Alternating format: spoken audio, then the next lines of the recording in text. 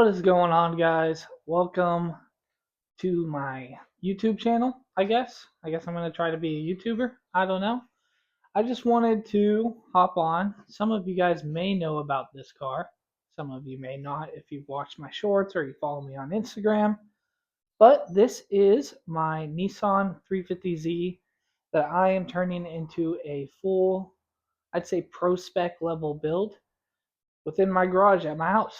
And kind of documenting it along the way, and would like to share with you guys, show you that it's possible with minimal tools and minimal knowledge. So let me show you guys what we've done so far to this chassis, what I am going to do to this chassis, the parts I'm going to buy to get this thing ready for Hot Pit Auto Fest competition. So let's dig in. I got it as a bare non-rolling shell, and it has turned into this.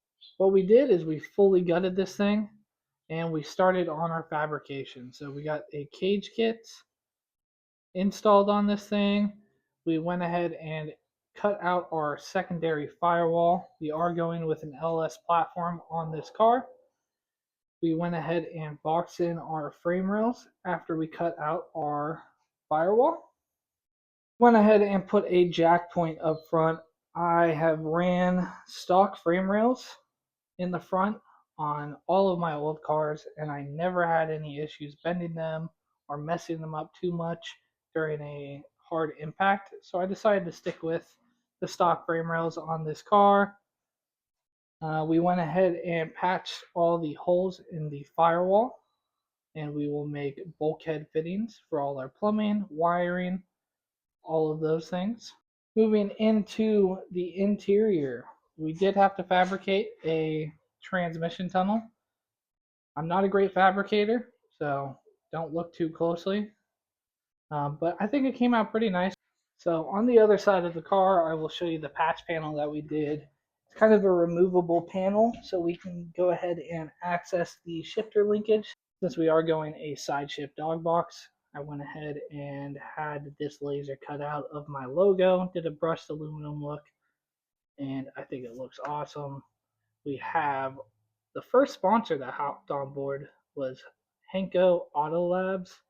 They make a bunch of cool stuff, handbrakes, all of that kind of things, like full dual caliber or inline kits.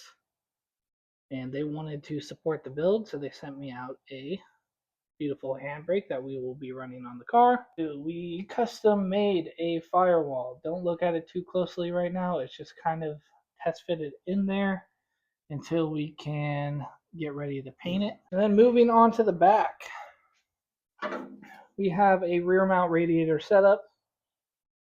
Pretty simple setup, just a single loop that bolts to the radiator, and then on the bottom we have basically the standoffs coming off the radiator. They slide into these little brackets that I made on the bottom of the radiator.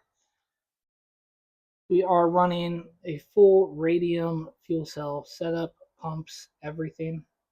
We have some more parts coming for this radium setup, which I'm pretty excited about. But that was a fun little project. We had to cut a big hole back here on the passenger side behind the passenger seat to sink it down into the floor, give us more space back here, make it look nice and clean, and kind of offset the weight of me as a driver. We went ahead and stitch welded a majority of the chassis, not the entire thing. We didn't want to get too crazy, but I think it'll stiffen up these panels just enough that they won't separate, or the factory spot welds won't tear when we get into a big impact. We do have our crash structure back here. Pretty simple, single loop. I may do some side loops coming off of this single loop. A little thinner of material, so when I hit a wall, they will collapse easily, but I will know, hey, you're close to a wall. Don't go deeper. So now that I've shown you guys the car, let me kind of give you a rundown, a plan of what we're doing with this car, parts we're going to be throwing at it. So, plans with the car. We are going a 427 LS with a mid-valley 4-speed side shift dog box. got a pretty good deal on that transmission. And then for the rear end setup, we are going with a SpeedTech quick change.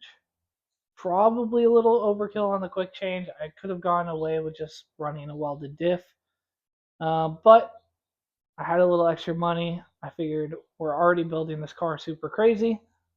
Why not give it a crazy rear end, give it everything it's going to want, and give me the best options and competitive edge in the car itself going into competition. For accessory parts, there's a lot of swap kits out there on the market: ISR, Siki, LOJ conversions. I've ran ISR on previous cars. I currently run ISR on my practice car. But I had some pet peeves with that system, so I decided to switch it up and we went with LOJ conversions. One of the big ticket items from LOJ that I got was the headers. The reason I went with LOJ headers over other options on the market is specifically the runner size of those headers. Because I'm running a 427 LS, it's going to be making a bunch of power. My engine builder recommended to me no less than a 1.875 runner size. And most aftermarket plug and play headers on the market, like ISR or Siki, run a 1.75, so it's just a little too small. But LOJ had the exact header that I needed for my application. Moving on to the oil pan. I've ran ISR in the past. Great product. Had a couple pet peeves with the oil pan, specifically from when they switched to the steel to the aluminum pan. I don't know how to weld aluminum. I know it cracks. I know it's not as strong as steel. So I went ahead and ordered an LOJ oil pan because the oil pan is a steel pan. It comes with weld-on fittings for the oil feed and oil return, so you don't have to deal with any type of adapter block that's going to leak on you. And then last but not least, from LOJ, we got the engine mounts from LOJ.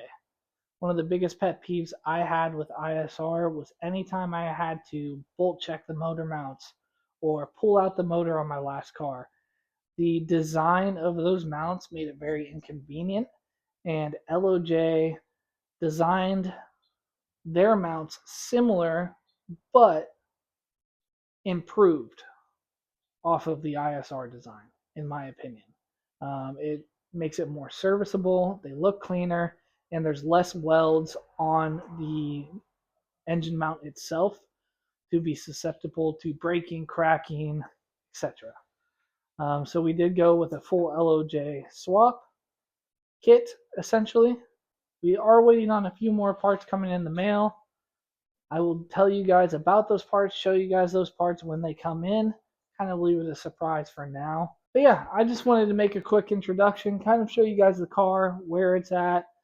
If it's something you're interested in, I will continue to post videos on this build, continue to update you on parts, why I went with these parts, and kind of show you the process of building a pro car in your own garage, at your own house, with a couple of your buddies.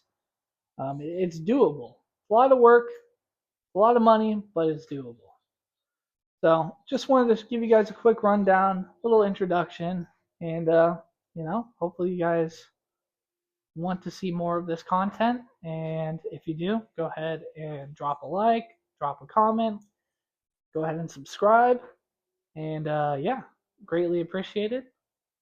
I'll see you guys in the next one.